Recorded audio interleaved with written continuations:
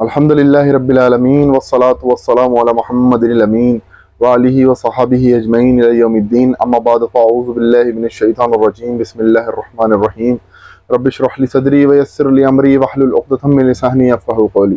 सामईन हज़रात, आज एक और उन्वान यानी फ़िरका वारियत के ताल्लुक़ से, फ़िरका वारियत की लानत के ताल्लुक़ से एक और ख़ास उन्वान लेके आपके सामने हाज़िर हुआ हूँ, क्योंकि आप जानते हैं कि इस चैनल के ऊपर फ़िरका वारियत से बालातर होकर बात की जाती है। फ़िरका वारियत की लानत को यहाँ पर बिल्कुल भी कोई तवज्जो नहीं दी जाती। इस चैनल के ऊपर ख़ास तौर पर इसी तरह की गुफ्तगू आपको हर वीडियोस के अंदर मिलती रहेंगी। आज मैं आपके सामने फ़िरका वारियत के ताल्लुक़ से ये बताना चाहता हूँ कि फ़िरके क्यों बनते हैं। इसकी चार जो है वजह होती हैं, चार वजूहात हैं फ़िरके बनने की। जब भी कोई फ़िरका बनता है, इन चार वजह उनके अंदर ज़रूर पाई जाएंगी, यानी इन चारों में से एक या चारों भी पाई जा सकती हैं एक ही वक्त के अंदर। तो सबसे पहली वजह जो है वो ये है कि जो बात दीन में ना हो उसे दीन बना के लोगों के सामने पेश किया जाए, इससे फ़िरके वजूद में आते हैं। आप देखें, इसी के मुताल्लिक़ मुख्तसर एक बात आपके सामने अर्ज़ कर देता हूँ। इंशाअल्लाह उस पर पूरी एक वीडियो बनाने की मैं तैयारी कर रहा हूँ। ये बात यह है कि इमाम अहमद इब्न हम्बल अलैहिर्रहमा के दौर के अंदर एक मसला उठा खल्क़ कुरान का, कि कुरान मखलूक है या गैर मखलूक। तो इसके मुताल्लिक़ बहस हुई, उसके ऊपर इंशाअल्लाह पूरी वीडियो आप देख लीजिएगा। लेकिन फिर भी बताऊं कि ये ज़बरदस्ती का एक मौजू, ज़बरदस्ती का एक जो है बात दीन के अंदर याद करी गई कि कुरान मखलूक है गैर मखलूक। हालांकि अल्लाह के रसूल अलैहिस्सलाम ज़्यादा बेहतर जानते थे, लेकिन उन्होंने हमें नहीं बताया। उसके बावजूद हमारे उलमा इकराम के अंदर इस पर बहस हुई। ख़ास तौर से इमाम अहमद इब्न हम्बल रहमतुल्लाह अलैह ने इसके ताल्लुक़ से बहुत जुल्म सितम बर्दाश्त करा कि जब उन्होंने कहा कि कुरान गैर मखलूक है, ये अल्लाह का कलाम है, ये मखलूक नहीं है। इसके ताल्लुक़ से जो बहुत उन्होंने मामून रशीद और इसी तरह से दीगर जो भी खलीफा उस दौर के अंदर आए, खलीफा यानी लुगत में खलीफा बादशाह थे वो, तो उन्होंने कम से कम 3 बादशाहों का जुल्म सितम बर्दाश्त करा। इसी तरह से नूर बशर, अल्लाह के रसूल नूर थे या बशर थे, अल्लाह के रसूल का साया था या नहीं था, इन बातों के ऊपर गैर ज़रूरी बहस के अंदर मुब्तला होकर एक दूसरे की तकफीर करना, ये इससे जो है फ़िरका वजूद में आता है। दूसरी वजह जो है, दूसरी बड़ी वजह वो ये है कि दीन की कोई बात है लेकिन बहुत छोटी है, उसको बहुत बड़ा बनाकर पेश करना और उसके ऊपर एक दूसरे की तकफीर करना, एक दूसरे को काफिर कहना। इस बात के दौरान एक बात भी अर्ज कर दूं कि हदीस मुबारक में आता है कि किसी ने किसी को काफिर कहा और अगर वो काफिर ना हुआ तो वो कुफ्र खुद उसकी तरफ लौट के जाता है, तो ये इंसान बंदा खुद काफिर हो जाता है। तो कुफ्र का फतवा लगाने के ताल्लुक से बहुत मोहतात रहना चाहिए। इसी तरह से हमारे देख लें, छोटी छोटी बातों के अंदर दीन के मसले हैं लेकिन उनको बहुत बड़ा बना के पेश किया जाता है।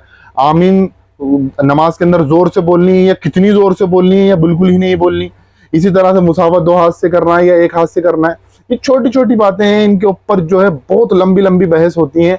और असल जो है ना वही मामला होता है कि हज़रत ईसा अलैहिस्सलाम का कौल कि तुम मच्छरों को छानते रहते हो और समूचे ऊंट निकल जाते हो। तीसरी बड़ी वजह जो होती है, इज्तिहादी मामलात के अंदर खुद को जो है हक पर जानना और दूसरों की तकफीर करना, यानी खुद को ये कहना कि ये कश्ती नूह है, इसमें जो सवार होगा वो नाजी फ़िरका है और जो इसमें सवार नहीं होगा वो जहन्नमी फ़िरका है। इज्तिहादी मामलात में जो मामलात ऐसे होते हैं, यानी रिसर्च बेस्ड मसाइल होते हैं, दौर हाजिर की ताल्लुक़ से कोई मसला होता है, उसके अंदर कोई इज्तिहाद करना, फिर उस इज्तिहाद खुद ही करना और फिर खुद को अपने ओपिनियन को ऐसा बताना कि नाजी फ़िरके का ओपिनियन है और जो सामने वाले जो उनका ओपिनियन है वो जहन्नमी फ़िरके का ओपिनियन है। चौथा बड़ा मसला जो है वो ये है, और ये सबसे बड़ा मसला है हमारे उम्मत का, जिसकी वजह से फ़िरके वजूद में आते हैं, वो ये है कि रसूल अकरम सल्लल्लाहु अलैहि वसल्लम, आका दो जहान, हमारे आका सल्लल्लाहु अलैहि वसल्लम के बाद किसी शख्स को ये जानना कि अगर उसको मानना और ना मानना, यानी अल्लाह के रसूल सल्लल्लाहु अलैहि वसल्लम के बाद किसी ऐसी शख्सियत को खड़ा कर लेना और ये कहना कि इनको मानना इस्लाम है और उनको ना मानना कुफ्र है, तो ये बात भी जो है हमारे अंदर फ़िरका वारियत पैदा करती है।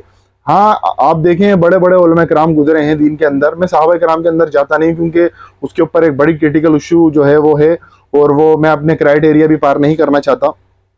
अच्छा, आप अभी दौर जदीद के अंदर देख लें, पिछले सदी के अंदर देख लें, उससे पिछली सदी के अंदर देख लें, कुछ जो है दीन के दाई उठे, कोई उलमा देवबंद उठा, कोई बरेली से उठे, कोई अहले हदीस में से उठे, तो अपने आलिमों को मानना और अपने आलिमों की इताअत करवाना और उनको वली जानना, उनको मुजद्दिद जानना ही सब कुछ बता दिया जाता है, और जो उनको नहीं मानता ان پر کفر کا فتویٰ لگا دیا جاتا ہے۔ ہمارے یہاں دیکھ لیں دیوبند بریلی تو بہت بڑے عام طور پر آپ کے سامنے کھل کے آتے ہیں، جو امام احمد رضا خان بریلوی رحمۃ اللہ علیہ کو نہیں مانتے ان کو کفر کا فتویٰ لگا دیا جاتا ہے، جو اشرف علی تھانوی رحمۃ اللہ علیہ کو نہیں مانتے ان پر کفر کا فتویٰ لگا دیا جاتا ہے۔ تو یہ 4 بڑی میجر جو وجہ ہیں، کمی ہیں، اس کی وجہ سے جو ہے فرقے وجود میں آتے ہیں۔ اللہ تبارک و تعالیٰ سے دعا ہے کہ اللہ تبارک و تعالیٰ ہمیں فرقہ واریت کی لعنت سے بالاتر ہو کے دین کا کام کرنے کی توفیق عطا فرمائے، آپ کو اور مجھے فرقہ واریت سے بچائے۔ بار بار میں اس تعلق سے اس لیے ویڈیو لاتا ہوں کہ اصل میں ہماری بیک بون جو ہے وہ ہمارا اتحاد ہے امت مسلمہ کا، اور ہم اس اتحاد کو کمزور کر رہے ہیں اختلافات میں۔ اختلافات تو ہوتے ہیں لیکن اختلافات کی بنیاد پر مخالفت کر کے، یہ اس وجہ سے ہم نے اپنی بیک بون کو کمزور کر لیا۔ اور آپ جانتے ہیں کہ انسان کا جسم پورا مضبوط ہو اور اگر اس کی بیک بون میں اگر کوئی مسئلہ پیدا ہو جائے یا اس کی بیک بون میں کوئی کمی پیدا ہو جائے یا کمی واضح ہو جائے تو وہ پورا جسم جو ہے ایک آپ دیکھیں گے وہ ایسے لاش کی طرح وہ بستر پر پڑ جاتا ہے۔